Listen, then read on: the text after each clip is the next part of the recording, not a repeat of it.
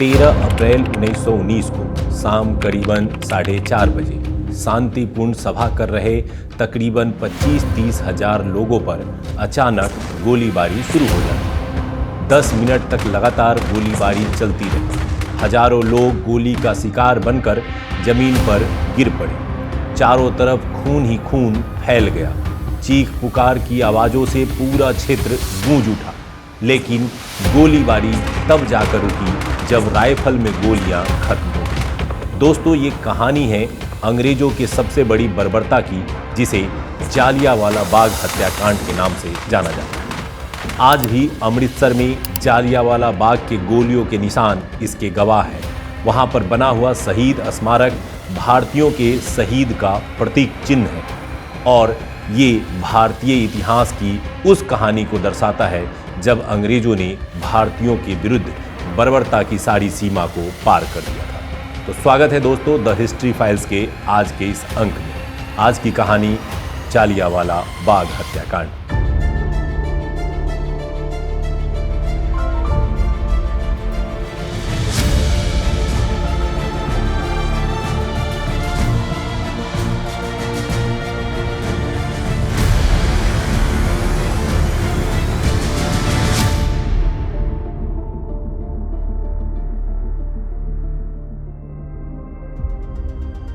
इस कहानी की शुरुआत होती है प्रथम विश्व युद्ध से।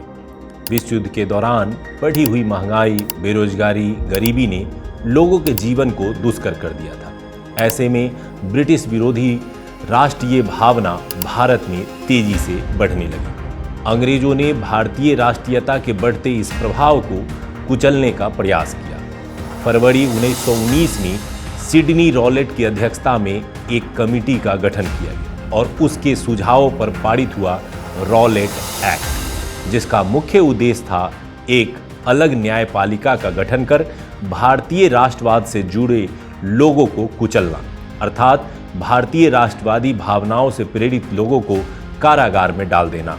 भारतीयों ने इस कानून को बिना वकील, बिना दलील, बिना अपील वाला काला कानून कहा।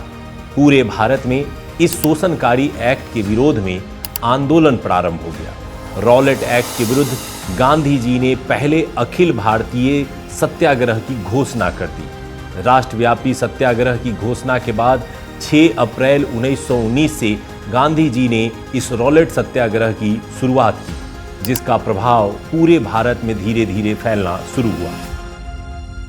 लेकिन इसका सबसे ज्यादा प्रभाव यदि किसी क्षेत्र में पड़ा तो वो था पंजाब, और पंजाब का मुख्य शहर अमृतसर।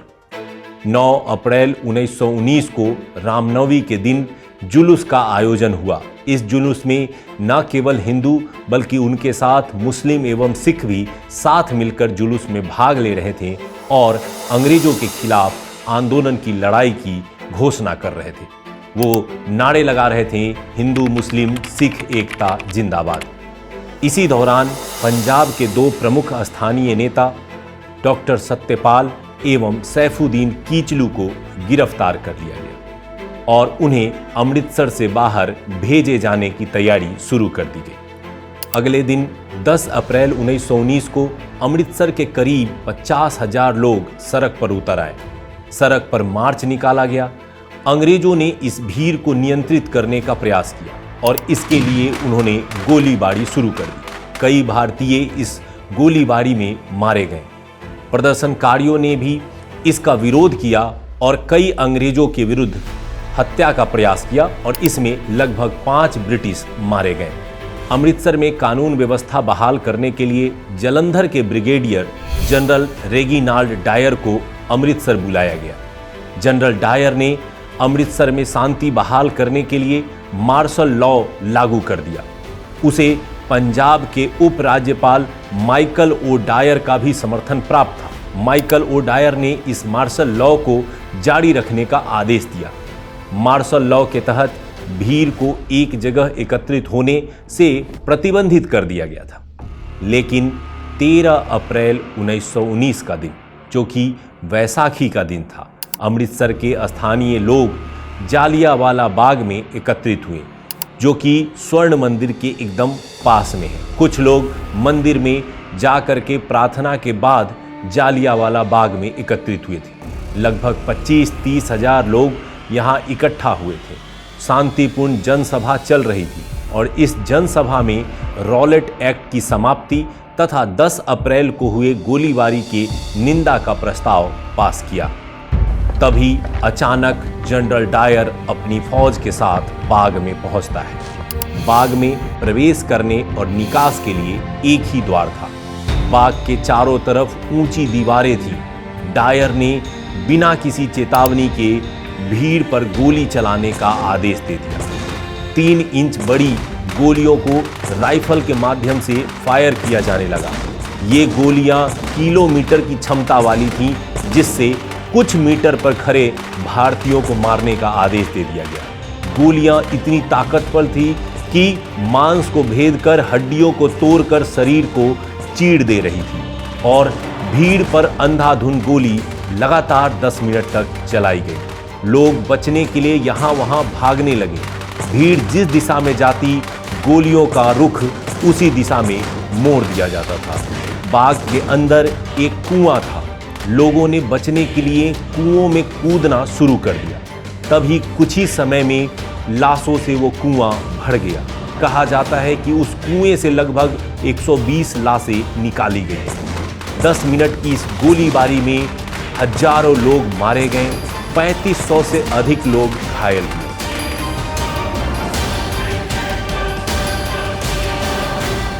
लेकिन जब सरकारी आंकड़ों की बात आती है तो अंग्रेजों ने केवल 379 लोगों के मरने की घटना को सत्य बताया।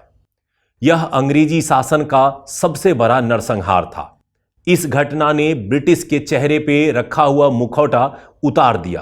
पूरे भारतीय इस घटना के विरोध में जगह जगह आंदोलन करने के लिए प्रेरित होने लगे। पढ़े लिखे राष्ट्रवादियों ने भी इस घटना का जोरदार विरोध किया। रविन्द्रनाथ टैगोर ने तो अपनी नाइटहुड की उपाधि तक लौटा दी। शंकरन नायर, जो उस समय वायसराय की कार्यकारिणी के सदस्य थे, उन्होंने अपनी सदस्यता से इस्तीफा दे दिया। गांधी जी ने इसका विरोध करते हुए अपने पत्रिका यंग इंडिया में लिखा, ऐसी सरकार सम्मान की हकदार नहीं है जो अपने अधीन लोगों की स्वतंत्रता को बेहद सस्ता समझती है। इस घटना ने भारत में आंदोलन एवं क्रांतिकारी राजनीति की धारा को एक नया मोड़ दे दिया। भारतीयों के विरोध को देखते हुए भारत सचिव एडविन मॉन्टेग्यू ने जालियांवाला बाग हत्याकांड के संबंध में एक जांच कमीशन का गठन किया। हंटर कमीशन के अध्यक्ष विलियम हंटर थे, जो कि स्कॉटलैंड के सॉलिसिटर जनरल थे। जबकि इसमें सदस्यों की बात करें तो 4 ब्रिटिश सदस्य तथा 3 भारतीय सदस्य थे। ब्रिटिश सदस्यों में WF रीस, जॉर्ज बारो, GC रकिन और टॉमस स्मिथ थे। जबकि भारतीय सदस्यों में चीमनलाल सीतलवार, पंडित जगत नारायण एवं सरदार सुल्तान अहमद खां थे। समिति के सामने आकर डायर ने अपनी बातें रखी। उसने कहा कि मार्शल लॉ की अवहेलना के लिए गोली चलाना अनिवार्य था। मैंने भीड़ को आदेश न मानने का सबक सिखाया, क्योंकि यदि मैं सबक नहीं सिखाता तो भविष्य में वो मेरा मजाक उड़ाते और बार बार इसी गलती को दोहराते। और जनरल डायर के इन विचारों को सुनकर के साफ तौर पे दिखाई दे रहा था कि वे नस्लीय भावना से प्रेरित हैं। दूसरी ओर उनसे पूछा गया कि आपकी फौज ने घायलों की सहायता क्यों नहीं की, तो डायर ने कहा कि मुझे नहीं लगता कि यह मेरा दायित्व था। और इस तरह से साफ तौर पर दिखा कि डायर अपनी गलती पर पछतावा नहीं कर रहा है। समिति ने जनरल डायर को अपने दायित्वों के निर्वहन के लिए दोषी माना और माना कि उसने हद से ज्यादा कठोरता दिखाने का कार्य किया है। दूसरी ओर कांग्रेस इन समितियों के और इनके प्रस्तावों से प्रसन्न नहीं थी। कांग्रेस ने भी एक गैर संवैधानिक तरीके से एक जांच समिति का गठन किया, जिसके अध्यक्ष थे मदन मोहन मालवीय, और इसमें सदस्य थे महात्मा गांधी, मोतीलाल नेहरू, अब्बास तैयब जी, CR दास एवं MR जयकर। कांग्रेस ने भी अपनी समिति के माध्यम से डायर को दोषी माना और उस पर कानूनी कार्रवाई करने की मांग की। दूसरी ओर मृतकों के आर्थिक सहायता की भी मांग को उन्होंने जोरदार तरीके से रखा, लेकिन अंग्रेजों ने इन मांगों को दरकिनार कर दिया और ये परिस्थितियां बाद में चलकर असहयोग आंदोलन का कारण बन गई। उधर ब्रिटेन के हाउस ऑफ कॉमन्स में जनरल डायर के अधिक बर्बरतापूर्ण कार्य की निंदा की गई। युद्ध सचिव चर्चिल ने सदन में कहा था कि यह कार्य शैतानी कार्य था और डायर को दोषी माना गया, लेकिन वास्तव में डायर को दोषी मानना भारतीयों को कहीं न कहीं संतुष्ट करने का प्रयास था।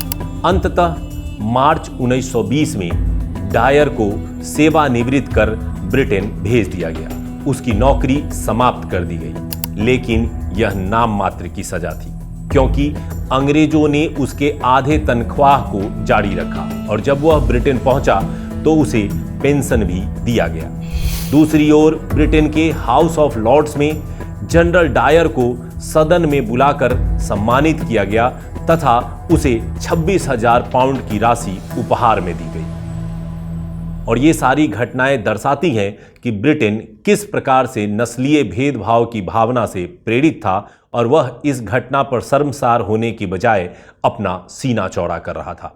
अंततः 1927 में ब्रिटेन में जनरल डायर की मृत्यु हो गई। दूसरी ओर पंजाब का उपराज्यपाल माइकल ओ डायर रिटायर्ड होकर के ब्रिटेन चला गया, जहां जालियांवाला बाग घटना का बदला लेने के लिए उधम सिंह ने 13 मार्च 1940 को उसकी हत्या कर दी। जालियांवाला बाग की कहानी, ये घटना सिर्फ एक हत्याकांड मात्र नहीं थी, ये ब्रिटेन के उस क्रूर चरित्र को उजागर करने वाली घटना थी जिसने पूरे भारत को लगभग 200 वर्षों की गुलामी में जकड़ रखा था।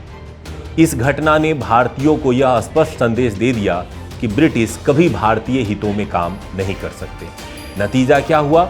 यहाँ से आंदोलन, क्रांतिकारी घटनाओं का दौर शुरू हो गया और 28 वर्ष बाद जाकर भारत को स्वतंत्रता मिली। जालियांवाला बाग हत्याकांड के संबंध में सुभद्रा कुमारी चौहान बसंत को रिक्वेस्ट करते हुए लिखती हैं।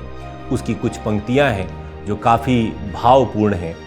कोमल बालक मरे यहाँ में गोली खाकर, कलियां उनके लिए गिराना थोड़ी लाकर, आशाओं से भरे हृदय भी छिन्न हुए हैं, अपने प्रिय परिवार देश से भिन्न हुए हैं। कुछ कलियां अधखिली यहाँ इसलिए चढ़ाना, करके उनकी याद अश्रु के ओस बहाना। तरप तरप कर वृद्ध मरे हैं गोली खाकर, शुष्क पुष्प कुछ वहाँ गिरा देना तुम जाकर। यह सब करना किंतु यहाँ मत शोर मचाना, यह है शोक स्थान बहुत धीरे से आना। दोस्तों, आज की कहानी में इतना ही। अब मिलते हैं हम लोग किसी नए अध्याय के साथ अगले एपिसोड में। द हिस्ट्री फाइल से जुड़ने के लिए धन्यवाद।